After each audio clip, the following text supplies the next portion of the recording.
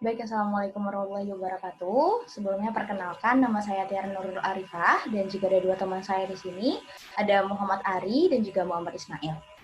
Baik, di video kali ini kami akan membahas studi kasus mengenai budaya organisasi. Nah, di sini kami mengambil studi kasus mengenai organisasi mahasiswa daerah atau yang sering kita dengar dengan OMDA di Institut Pertanian Bogor. Nah, sebelumnya seperti yang kita ketahui bahwa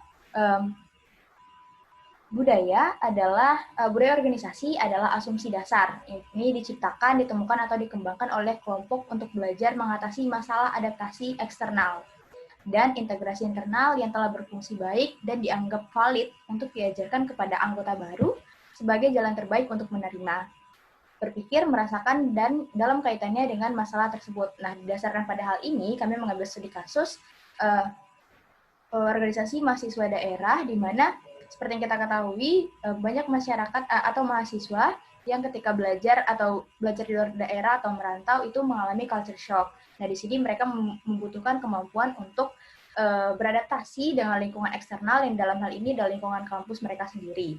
Lalu juga di sini dimaksudkan integrasi internal yang berfungsi dan diajarkan kepada anggota baru, yakni dalam OMDA sendiri para kakak-kakak tingkat yang sudah lama atau yang berpengalaman yang sudah menjadi kakak tingkat di IPB sendiri mengajarkan bagaimana caranya bersosialisasi, bagaimana caranya bisa menyesuaikan diri dengan lingkungan baru kepada para adik tingkat yang baru memasuki tahun pertama di IPB dalam organisasi mahasiswa daerah tersebut. Lalu juga di sini dibicarakan bahwa budaya organisasi ini dapat meningkatkan bagaimana caranya anggota di dalamnya untuk bertindak. Seperti yang kita ketahui bahwa dalam suatu organisasi ketika mereka memiliki budaya atau memiliki kesamaan, itu akan memudahkan kita untuk melakukan sesuatu atau bertindak. Lalu juga di sini disebutkan bahwa adanya elemen budaya meliputi shared meaning dan juga shared symbol. Nah, shared meaning ini adalah arti atau makna yang dipahami dan dimiliki secara bersama atau merata. Nah, dalam hal ini kami mengambil contoh bahasa, di mana bahasa ini merupakan makna yang dipahami secara bersama dan juga menjadi faktor perekat antara satu sama lain dalam suatu komunitas tersebut dalam OMDA ini. Lalu untuk share simbolnya, ini merupakan suatu simbol-simbol seperti misalnya makanan daerah atau mungkin ikon-ikon khusus daerah yang mungkin dalam suatu organisasi akan berbeda-beda. Khususnya jika mengambil contoh dari OMDA saya, yakni dari Provinsi Bengkulu, itu ada ikon bunga rafflesia yang dipahami sebagai ikon atau ikon dari Provinsi Bengkulu itu sendiri. Lalu juga lebih lanjut mengenai shared meaning ini, dikatakan jika ini dilakukan secara positif, shared meaning ini akan menjadikan staf atau anggota di dalamnya menjadi lebih partisipatif. Ketika sudah percaya diri dan bentuk kerjasama yang baik, terbentuk juga kerja tim yang baik dan menunjukkan rasa profesionalitas dalam suatu OMDA tersebut. Lalu juga di sini ada fungsi budaya organisasi menurut Robbins, di mana ada 5 faktor, ada 5 fungsi. Yang ini adalah budaya menciptakan pembedaan yang jelas, membawa suatu rasa identitas, budaya mempermudah timbulnya komitmen, budaya merupakan perangkat sosial, dan budaya sebagai mekanisme pembuat makna. Tadi sama seperti yang saya bicarakan bahwa OMDA itu memiliki itu menaungi mereka-mereka yang memiliki mereka-mereka yang dari daerah yang sama. Berarti di sini mereka memiliki perbedaan dari berbagai daerah dan perbedaan inilah yang nantinya menjadi suatu identitas. Ya. Nah, karena perbedaan menjadi identitas ini, ketika mereka sudah memiliki suatu kesamaan atau rasa senasib sepenanggungan, mereka akan timbul komitmen bersama. Dan ketika mereka sudah menemukan komitmen bersama, merasa kebersamaan, kerjasama mereka akan jauh lebih kuat dan akan menimbulkan makna. Lalu juga ada 7 ciri budaya organisasi, yakni adalah inovasi dan pengambilan risiko, lalu ada perhatian terhadap detail, orientasi hasil, orientasi orang, orientasi tim, keagresifan, dan kemantapan. Yang ini tadi juga bisa dilaksanakan atau terrealisasi dengan hal-hal yang sudah saya sampaikan sebelumnya. Selanjutnya akan disampaikan oleh teman saya, Saudara Ari, dipersilahkan. Oke, untuk penjelasan selanjutnya yaitu tentang elemen kunci dari budaya organisasi. Dalam studi kasus itu adalah OMDA. Nah, yang pertama itu OMDA itu sendiri pasti memiliki nilai lisan dan tertulis. Nah, nilai lisan itu sendiri biasanya diucapkan gitu di antara anggota-anggotanya, dan nilai tertulis biasanya dalam suatu organisasi tersebut apabila ada namanya anggaran dasar ataupun anggaran rumah tangga gitu. Nah, yang kedua itu ada harapan eksplisit dan implisit. Nah, yang pastinya setiap perilaku dari anggotanya itu pasti ada uh, keinginan atau harapan gitu, bagaimana organisasi itu ke depannya. Nah, untuk ada dari ritual yang pastinya OMDA itu dari daerah masing-masing. Mereka ada adat ataupun um, budaya lah yang mereka bawa, walaupun mereka dari apa saat itu berada di tempat yang berbeda gitu.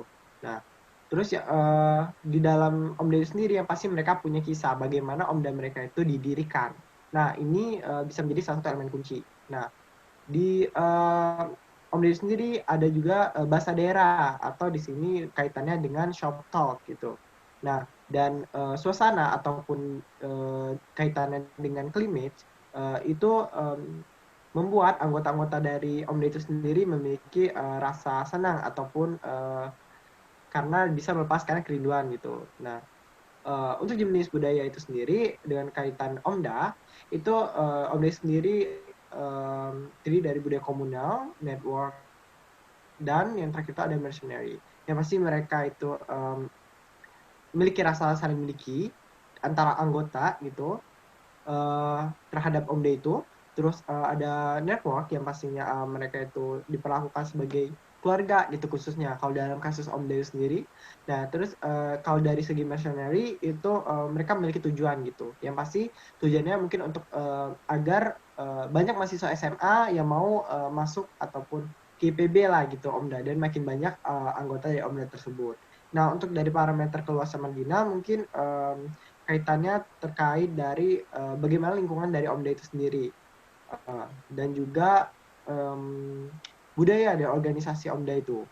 Nah, untuk dari dimensi budaya organisasi dengan kaitannya dengan OMDA itu ada beberapa yang yaitu ada orientasi tim, karena OMDA itu sendiri kan berlandaskan kekeluargaan dan dari daerah yang sama, jadi mereka lebih ke kerjasama.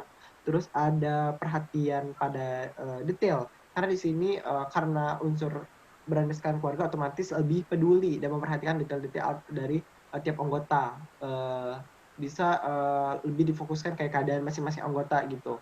Nah, di OMDA itu sendiri juga yang pasti ada inovasi dan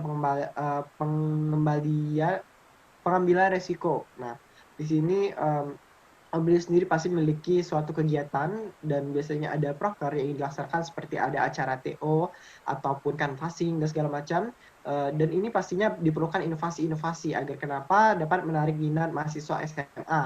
Nah, dan kalau seperti dalam kasus OMDA saya kemarin, saat ini maksudnya dalam kondisi corona, kami tetap melaksanakan TO. Nah, kenapa? Walaupun risikonya besar, ada rugi dan segala macam, dan hal-hal lain, tetapi itu kami tetap laksanakan gitu, walaupun resikonya kemarin itu dalam kendala jaringan ataupun segala kendala dalam segi teknis gitu. Nah, tetapi itu tetap dilaksanakan gitu. Nah, untuk selanjutnya itu ada budaya kuat versus yang lemah. Nah, di OMDA itu sendiri lebih ke budaya yang kuat karena berlandaskan kekeluargaan. Karena keluarga itu lebih ikatan itu lebih kuat, dan di sini ada nilai-nilai kunci pastinya di tiap OMDA yang dipegang teguh gitu. Dan secara luas dianut oleh masing-masing anggota gitu, dan yang pasti punya pengaruh besar gitu. Lima pengaruh bagaimana budaya itu bisa kuat. Kalau dalam OMDA itu sendiri yang pasti kejelasan dari kepercayaan dan nilai-nilai budayanya, karena semakin jelas asal usulnya ataupun bagaimana budaya itu terbentuk, otomatis anggota di OMDA tersebut akan lebih percaya gitu. Karena ketika OMDA itu di PB itu kebanyakan kan berbeda bahasanya gitu, jadi nggak bisa lebih lepas dalam berbicara ataupun mengekspresikan diri lah. Nah, kalau dari isu-isu budaya organisasi, yang pasti OMDA tersebut lebih ke arah menciptakan budaya yang inovatif. Nah, kecocokannya itu ada di beberapa hal seperti ada kepercayaan dan keterbukaan. Nah, untuk dari berlandaskan keluarga pasti kepercayaan itu harus dan keterbukaan itu harus benar-benar kuat gitu agar anggota itu bisa tetap mau berpartisipasi gitu dalam tersebut. Dan terus ada humor yang pasti kan di organisasi itu lebih banyak humor ataupun ya bercanda gitu dengan bahasa daerah masing-masing. Terus ada resolusi konflik karena di Omda itu biasanya ya bakal terjadi konflik juga gitu, tapi diselesaikannya dengan cara kekeluargaan. Nah, kalau dari ngambil resiko, nah ini seperti yang dijelaskan di awal tadi, misalnya dalam melaksanakan sesuatu, terus yang masih ada tantangan dan keterlibatan, dan lain-lainnya gitu. Nah, mungkin untuk selanjutnya bisa dilanjutkan oleh teman saya, Muhammad Ismail. Baik, di sini saya akan melanjutkan studi kasus yang telah disampaikan oleh kedua teman saya. Selanjutnya ada menciptakan budaya customer. Customer responsif. Customer responsif dapat diartikan sebagai kemampuan mengenali dan memuaskan keinginan customer atau pelanggan. Dalam studi kasus, dapat diartikan customer yaitu sebagai pengguna jasa dari Omda kita. Contoh dari kegiatan yang biasa dilakukan oleh Omda yaitu Gebiar Nusantara dan IPB Goes to School. Selanjutnya ada external environment atau lingkungan eksternal yang merupakan faktor luar yang dapat mempengaruhi sebuah aktivitas. Aktivitas di sini dapat diartikan sebagai proker atau rancangan kegiatan dari suatu Omda tersebut. Contohnya ada ekonomi, politik, struktur sosial, dan sebagainya. Selanjutnya, environmental uncertainty, yaitu ketika kondisi terus berubah dalam satu lingkungan.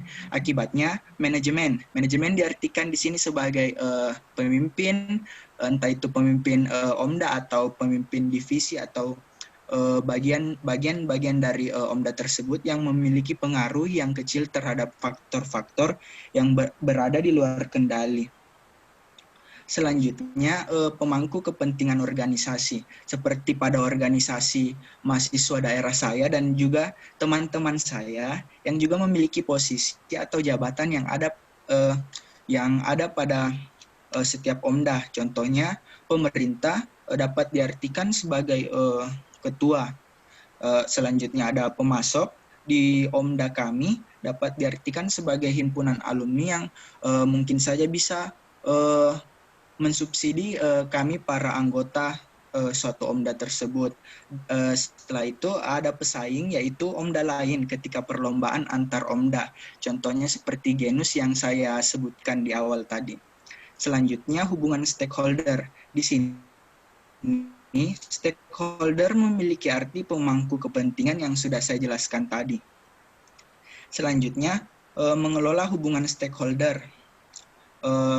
Agar di satu Omda tidak hanya antar kepengurusan dan anggota saja yang saling menjaga satu sama lain, melainkan ada posisi-posisi luar yang juga mungkin dapat membuat satu Omda tersebut menjadi rukun, begitu. Selanjutnya, budaya sebagai fondasi manajemen pengetahuan. Terdapat 3 bagian, yaitu budaya corporate, budaya berbagi pengetahuan. Di sini berbagi pengetahuan bisa diartikan ketika suatu cutting mengajar adik tingkatnya ketika mungkin ingin mendekati ujian semester gitu. Dan terakhir sistem komunikasi.